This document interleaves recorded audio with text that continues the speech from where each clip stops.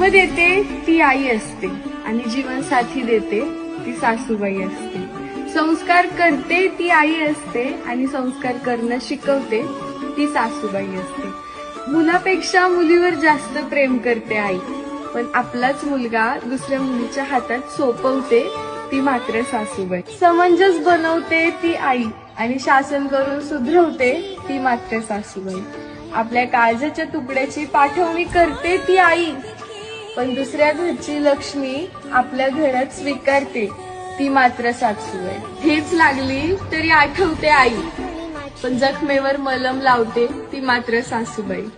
खरंय हो, सासू कधी आई होत नाही, पण ती आईपेक्षा कमी सुद्धा नाही. माझी आई सुखाची जन्म देते ती आई असते आणि जीवनसाथी देते ती सासूबाई असते. संस्कार करते ती आई असते आणि संस्कार करणं शिकवते ती सासूबाई असते.